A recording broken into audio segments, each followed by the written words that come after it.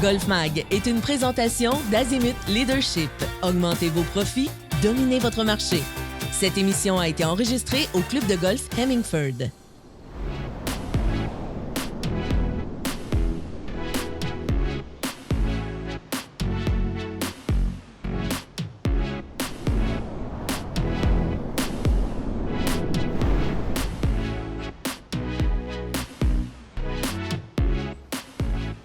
Bonjour à tous, très heureux de vous retrouver pour une 23e saison de Golf Mag.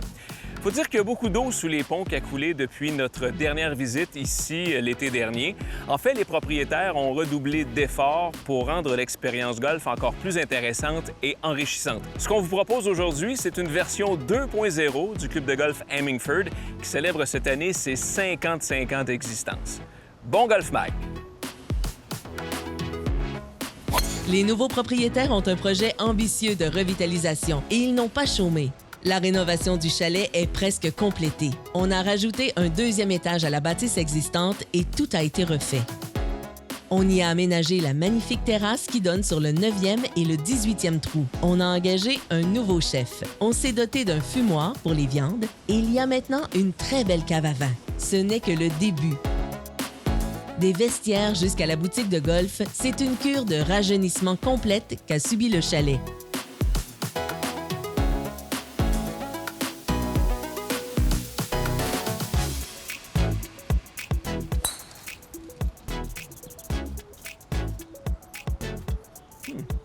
Le parcours Frontières est le plus populaire des deux. En fait, il est ouvert au public. Puis je vous dirais qu'il est de signature classique avec des verres de belle qualité, plusieurs trous boisés et plusieurs coudes vers la droite ou vers la gauche, comme notamment ici du côté droit au 17e. C'est assurément une belle place à découvrir. Le deuxième parcours de golf s'appelle le Village. Il offre un défi un peu plus long que le Frontières.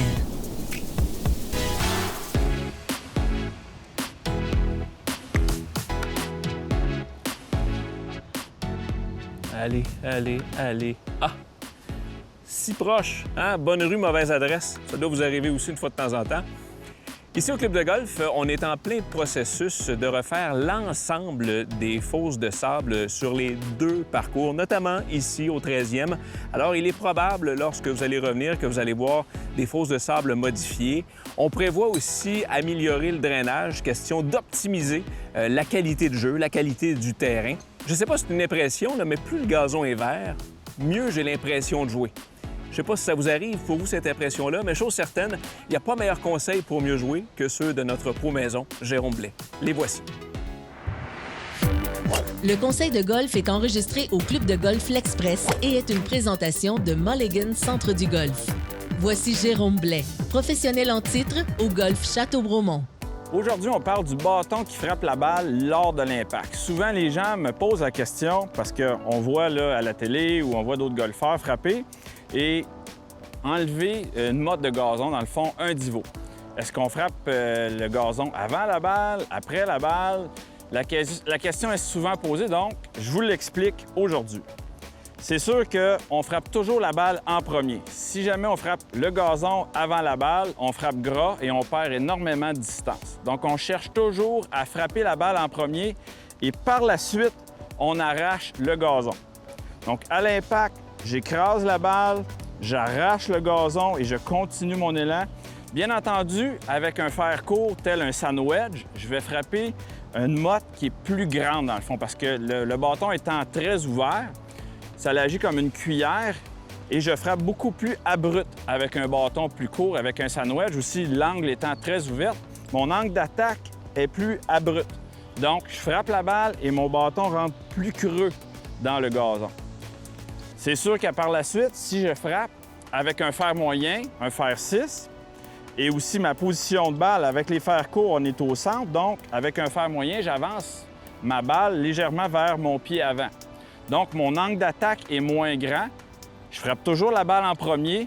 J'arrache du gazon, mais je vais en arracher beaucoup moins qu'avec un sand wedge. Et lorsqu'on arrive avec les bois et surtout le driver, bien entendu, on met la balle sur un tee. On met la balle sur un tee parce que la balle est vraiment vis-à-vis le pied avant, donc dans la remontée de l'arc de cercle que forme mon élan. Donc, jamais on touche au gazon. Je m'installe à la balle, position de la balle vis-à-vis mon pied avant.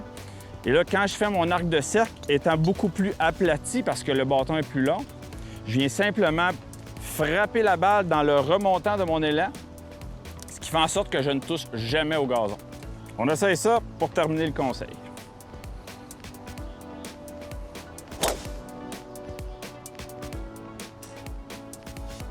En espérant que cette petite explication vous aide à bien comprendre comment le bâton frappe la balle lors de l'impact. Bon golf! Après cette pause, nous sommes de retour à l'émission avec notre trou vedette de la semaine au club de golf Hemingford.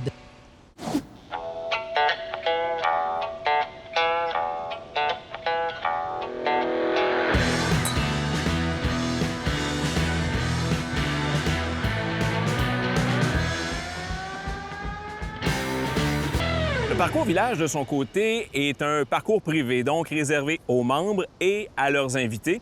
Puis on ne se le cachera pas, les propriétaires mettent l'emphase sur l'entretien de façon un petit peu plus soignée.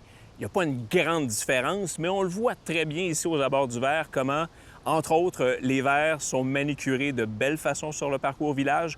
D'ailleurs, les verres sont généralement plus rapides sur ce parcours-ci. On parle d'une vitesse de 10 à 11 sur le Stimp. Et sur l'ensemble de la propriété, on retrouve des verres qui proposent un mélange de bent et de poa. Alors, ça fait des verres assez constants, de belle qualité, sur lesquels il est très agréable de jouer, et même autour des verres de chipper, comme je vais le faire dans quelques instants. Et c'est d'ailleurs sur ce même parcours village qu'on va vous proposer notre trou vedette de la semaine, qu'on va jouer avec Joe Pelletier. Il s'agit du 17e. Hop, hop, hop, hop, hop, hop. Nous avions l'embarras du choix pour vous présenter un trou vedette au club de golf Hemingford. Nous aimons bien les Normal 3, car nous espérons toujours un trou d'un coup. C'est chose possible au 17e trou du parcours village, car il s'allonge sur tout au plus 169 verges. La principale difficulté ici est la position du drapeau. Le verre est bien grand, protégé par 2 fosses de sable. Nous le jouons avec Joe Pelletier, un professionnel enseignant très sympathique. Joe, on fait prise 2. Oui. Avec du temps nettement plus ensoleillé que l'année passée, lorsqu'on avait joué ensemble un trou signature. Puis aujourd'hui, bien, vous avez choisi un peu le trou carte postale sur le parcours village. C'est le trou numéro 17. Je pense que c'est difficile d'avoir mieux, là. Oui, oui, c'est vraiment notre plus beau par-3 là, sur le terrain. C'est notre trou signature, vraiment, là. Avec le beau sol là, à droite. Ouais, écoute, je veux pas te poser une question piège. Je sais que tu es quand même ici depuis quelques années, là, mais cet arbre-là, on le vu en photo maintes et maintes fois. Quel âge que ça peut avoir à peu près comme âge? Es-tu au courant de ça? Non, je suis pas au courant. Parce qu'il est splendide, là. Oui, il est splendide. C'est pas jeune. C'est pas jeune, c'est un fait. Mais... Non, puis on peut pas le manquer, tu sais. Puis il y a l'aménagement floral tout le long du terre de départ, mais dès qu'on regarde vers le vert, ce saule-là est de toute beauté. Oui. Bon, Normal 3, aujourd'hui, on a figuré à peu près 164 verges des jalons jusqu'au drapeau. On est assez chanceux, il n'y a pas trop de vent aujourd'hui, là. Oui, mais on a une petite brise vraiment de face là, qu'on ne voit pas ici, justement, à cause des arbres. Mais quand elle arrive au vert, il va prendre possession de la balle. Puis, on voit les obstacles, 2 fosses de sable. En principe, c'est pas un problème. Non, ils sont quand même assez éloignés. Puis vraiment, la difficulté ici, c'est vraiment l'élévation là, qu'on a, Ouais. un peu. Puis le verre qui est ondulé là, vers la fin. Là. Mais vraiment, rester centre droit, puis rester en avant pour pouvoir un beau rouler vers le fanion en montant. On va être en bas du trou, hein? Oui. Aujourd'hui, on figure environ 164 verges des jalons jusqu'au drapeau bleu. Est-ce que c'est un drapeau qu'on doit attaquer ou on doit jouer un peu plus prudent? Plus prudent, parce qu'à l'arrière, on n'a vraiment pas de coup à l'arrière. Donc, il faut rester centre-vert. OK. C'est vraiment la particularité de cette position de drapeau, du moins. Oui. Excellent. Hey, j'ai amené un fer 8. T'as quoi dans les mains, toi? Un petit fer 6. Fer 6, excellent. Je te laisse frapper, on va espérer de bons résultats, OK? D'accord.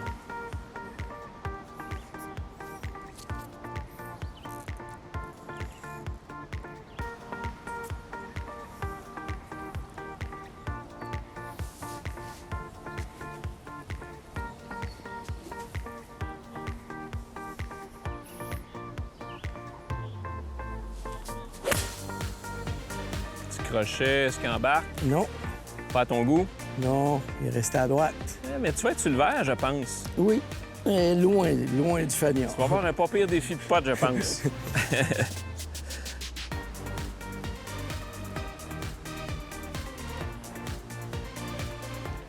OK.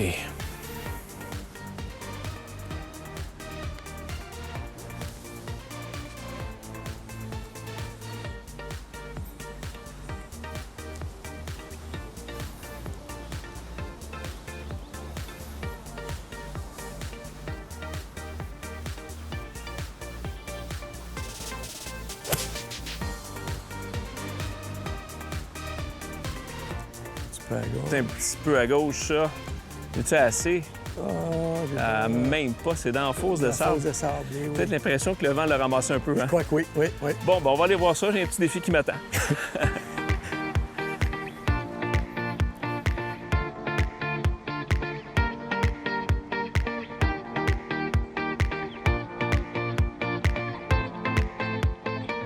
Bon, on va avoir un beau pot, hein? Ah oui, monsieur. J'ai hâte de voir ma sortie. T'as une bonne shot Ouais, de sable à faire. juste ici dans le sable.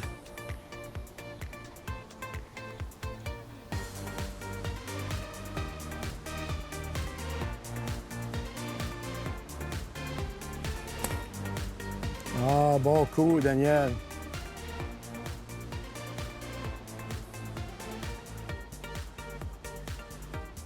Ouais, mais hein, Joe, quand tu rates du mauvais bord au golf, là, c'est difficile de s'en sortir, puis je me retrouve un peu dans cette position-là. J'ai pas un roulé facile qui m'attend, mais parle-moi du tien, parce que t'en as un long, là. Pas rouler facile, malgré une belle sortie de fosse, tout de même. Joe, t'as une bonne puis une mauvaise nouvelle. La bonne, c'est que t'atteins le vert, mais je pense que t'as un très bon roulé qui t'attend. Oui, j'ai un bon roulé. J'ai en montant et puis de droite à gauche, très prononcé, là. Où est-ce qu'il est le fanion? Il nous amène à une pente descendante droite-gauche prononcée. Bon, une bonne position de fanion. Vas-y.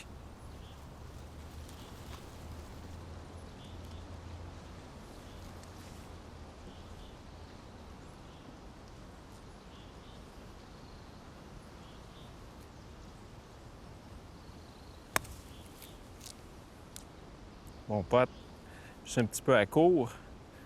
Ah, c'est ça, hein? Elle Ouais. déboule encore un peu. Ouais, la finition de ton roulé me donne une bonne indication de ce qui m'attend potentiellement ici, Joe. Ah oui, je m'attendais pas à ce qu'il déboule tant que ça. Ah ouais, bien écoute, la vitesse des verres est tellement belle, c'est tellement pur. Là, j'ai deux façons de jouer mon roulé ici. Je peux jouer plus ferme en ligne plus directe avec le danger qu'elle se retrouve à peu près si je rate où est ta balle, ou faire une espèce de petit lag, jouer plus à droite puis laisser la pente faire le travail. Oui, tu as fait raison. C'est vraiment les deux choix que tu as. J'ai l'impression de mieux voir la ligne de façon plus ferme. En tout cas, je vais essayer.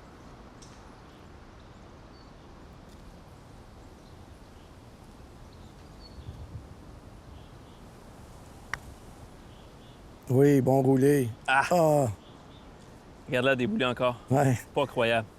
Ah, c'était un bon pote, mais... Vraiment une belle position de Ouais. fanion. Marque ça tel quel, ça va? Oui. Juste ajuster le dispositif.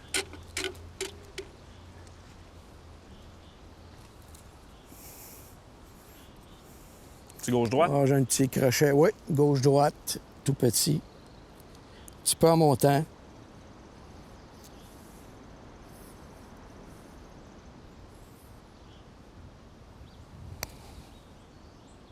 Très bien. Belle normale. Oui, ouf. C'est un beau deux potes, c'est un beau par de là. Il est à long pour le sauver. Oui, je comprends. Ah, moi, je vais essayer d'éviter ce qu'on n'aime pas, des doubles bogeys. Oui. Hein? On va essayer de sauver un bogue.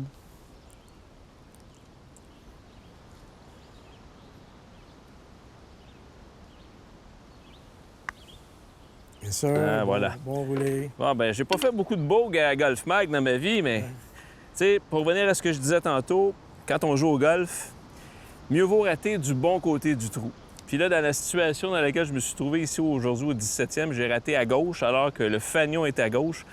J'avais presque plus de marge de manœuvre. Puis une marge de manœuvre parce que fait une très belle sortie de fosse. Puis on s'est ramassé quand même assez loin du Avec fond. un roulé Ouais. difficile. Hey Joe, ça a été un plaisir de rejouer un trou vedette avec toi ici à Hemingford. Ah, plaisir partagé, Puis Daniel. juste rappeler aux gens qui suivent GolfMag depuis tant d'années, vous avez 2 super parcours, puis ça vaut vraiment la peine de venir voir ça. En tout cas, je vous souhaite d'avoir beaucoup de monde puis une belle saison. Merci beaucoup. Oui, d'ailleurs, c'est vrai qu'on a 2 beaux terrains. On est très fiers de nos terrains cette année. Prenez-en soin, puis on invite les gens à venir voir ça, c'est de toute beauté. On va te jouer le prochain trou? Yes, sir. All right.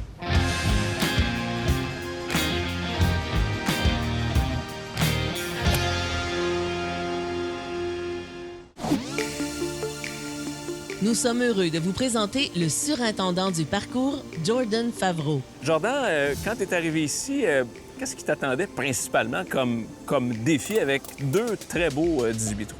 Le plus gros défi pour moi ici, c'est une nouvelle place. Oui. Fait que veux pas, c'est un nouveau terrain qu'il faut découvrir. Nouveau système de drainage, nouveau système d'irrigation, une nouvelle équipe, un nouveau défi. Puis, c'est avec passion qu'on le relève jour après jour. Tu as appris ton métier un peu partout. Tu as travaillé à Boucherville, au Club de golf de Boucherville, à Brossard, à Candiac. Qu'est-ce que tu dois faire pour répondre aux attentes maintenant des nouveaux propriétaires qui t'offrent un terrain de jeu extraordinaire, là? C'est d'essayer d'optimiser les qualités, les conditions de jeu. Je suis une personne qui est fière, puis j'essaie de donner les meilleures conditions possibles. Fait que les 2 terrains, ils bénéficient de bonnes conditions. Les terres de départ, avec les années, sont un petit peu raboteux, tout ça. On veut tout refaire. Les terres, les trappes de sable, ça fait des années que ça a été fait. Le drainage fonctionne peut-être pas partout parfaitement. Ouais.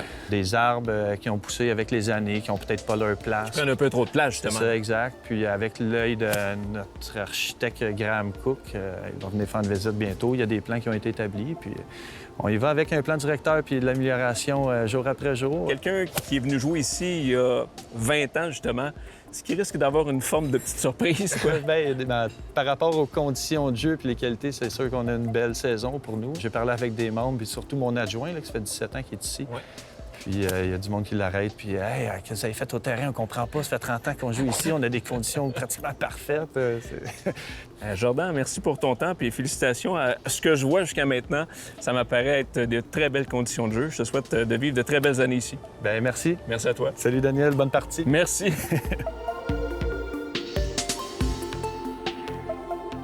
Avez-vous déjà rêvé d'améliorer votre alignement, particulièrement sur les verts?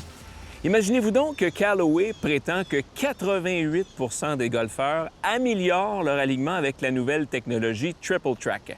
Maxime nous en parle à la chronique équipement.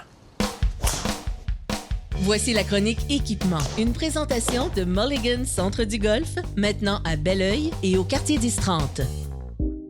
Cette semaine, on parle des fers droits à chronique d'équipement. On va retrouver le putter Odyssey qui est fait par Callaway. La nouveauté de cette année qui est le Triple Track, qui vient aussi avec la balle Triple Track offerte par Callaway aussi. La technologie à l'arrière de ça est vraiment le fun.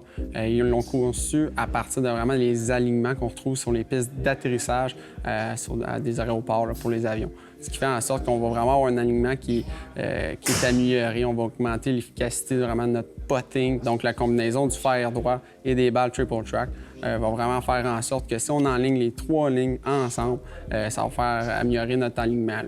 D'après les statistiques de Callaway, 90 du monde ont amélioré leur alignement avec la combinaison du fer droit et de la balle. Les balles en tant que telles, on a 2 modèles. ERC Soft, qui n'est pas une évolution, c'est vraiment une nouveauté de chez Callaway avec une compression de balle qui est assez faible pour justement avoir un feeling plus doux à l'attaque. Callaway offre aussi 2 balles, la Chrome Soft, la Chrome Soft X avec l'alignement Triple Track dessus, qui nous permet d'avoir un petit avantage sur le green avec notre fer droit.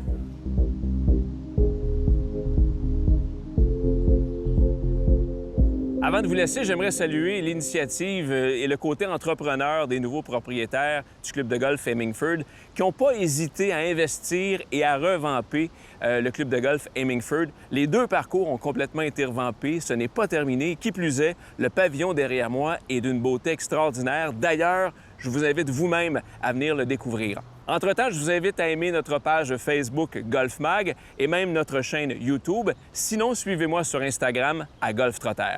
À très bientôt et bon golf!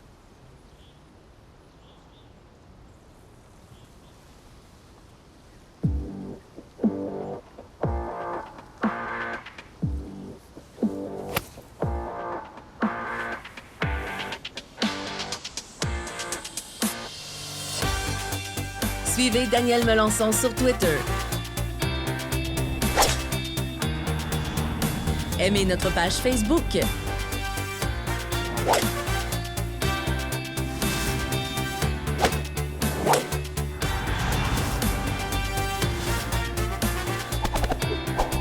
Golf Mag vous a été présenté par Azimut Leadership.